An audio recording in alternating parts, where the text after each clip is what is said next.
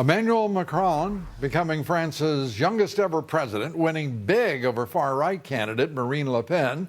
But the former economic minister and Hollande protege not without a controversial background. Fox Business correspondent Ashley Webster live in Paris with much more for us. Ashley. Good evening, Lou. Yeah, you could say it's very French if you're so inclined. Emmanuel Macron has his wife is 24 years his senior. She was his drama teacher in school. She has 3 children in a former marriage, and she has a son who's actually 2 years older than Emmanuel Macron. So he has a stepson who's 2 years older than he is. Somewhat interesting, but they are a couple that have been together for quite some time. He's very much a novice. He's also, let's not forget, a millionaire. He became a millionaire as an investment banker for Rothschild. He became a partner very quickly in that position. And although he likes to say he comes from humble background, he often talks about his great-grandmother who was illiterate. Don't make no mistake, Lou. He has his parents both were doctors. He went to a very, very prestigious high school and then to a university here in Paris. He certainly has all of the background of what you would call the elitist, and that's why Marine Le Pen said, "You're getting the status quo," and certainly that background would suggest it. But yes, an interesting personal background, but hey, it's France. He's the youngest president ever in the history of this country. There are those who say he is so charming that really is his best asset, that he is so charming he could seduce an office chair, said someone recently. So he knows how to work a crowd. He knows how to get what he wants. The question is, does he have the substance behind it? And can he put a government together that would actually give him the power to put through the policies that he will like? We have those legislative elections next month, and I think he's going to struggle to put together a coalition. Well, he certainly has challenges ahead of him as he tries to win a majority in Parliament with a party that is, he right now is the principal member of. Ashley, good to have you with us. Right. Ashley Webster, thanks. Appreciate all your hard work from Paris. Joining me now, Senior Fellow at the Heritage Foundation, Mike Gonzalez. Mike, how are you? Hi, Lou. How are you? Great, thank you. And Director of Programs at the Acton Institute, former George W. Bush Foreign Policy Advisor, Paul Bonicelli. Great to have you with us, Paul. Let's begin, if we may, with the impact of this election, and you know, I'm just curious, Mike. I mean, is this going to be significant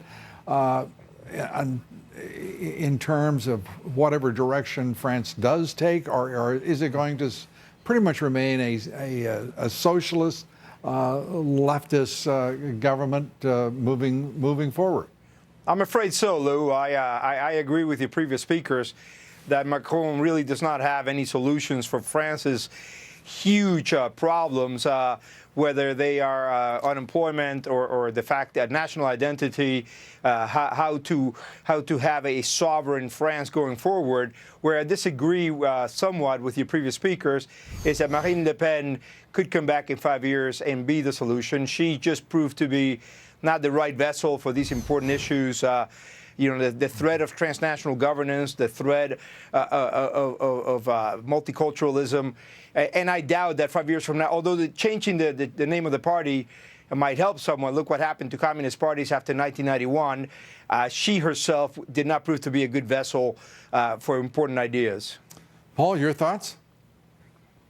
Yeah, I agree with Mike, although I do think she still has a shot because she's learned so much. You know, over the years, she has learned to moderate, to embrace more causes that are more popular, widening her circle. But, you know, Lou, the reason she lost, I think, is because French voters aren't U.S. voters. French voters are more put off by political incorrectness.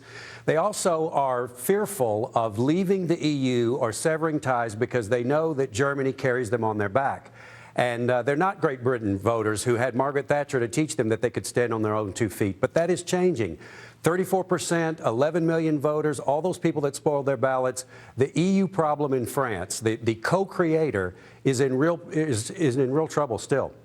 Yeah, it is curious as you look at the country that has one of, if not the, one of the largest Muslim populations. We're talking about right at 10%. has had extraordinary terrorist acts take place on its soil. There's been no siren call to Marine Le Pen's policies or her agenda on the part of the French people. I think a lot of people are surprised that her message was not more emphatic and more compelling to the French. What do you think, Mike? Well, let's not forget that she did twice as good as her father did in 2002 when he ran against President Jacques Chirac. He managed only to get 17%. She got 34 to 35%. But no, she could not. The history of the National Front is truly toxic, right. In terms of anti-Semitism and racist. And she wasn't able to surmount that. And I doubt that she will be able to. She also is a big government. She's not a conservative. I mean, she wanted to lower the retirement age, which is now at 62. She wanted to make it 60. She was not going to touch the 35-hour week. We're not talking about conservative in the American sense. Right. Of course, Macron is not a centrist either. So these were not good candidates. Well, they were the candidates that the French got, and they sorted through it and end up with the protege, Francois Hollande, who's the most unpopular president in French history. I mean, it's a bizarre sort of contemplation to think on June 11th, when the parliamentary elections are held, what in the world will they come up with? Because if Macron does not have a majority or something approaching that, it's hard to see how he'll ever be able to affect any policy. What do you think, Paul? No, I don't think he will. In fact, what's interesting to watch here is how strong will the center-right get? Will they take this opportunity to take some of the policies, as we saw in the rest of Europe? The more the far right strengthens, the center-right tends to figure out we better do something. So they could really pull off a strong parliamentary, at least a working majority, oppose him, and strengthen themselves, and maybe not make an utter hash of it. We'll have to see. And the hacking of Macron's campaign data, some 9 gigabytes of it, frozen by the French Election Commission, news outlets, absolutely intimidated into not sharing any of it.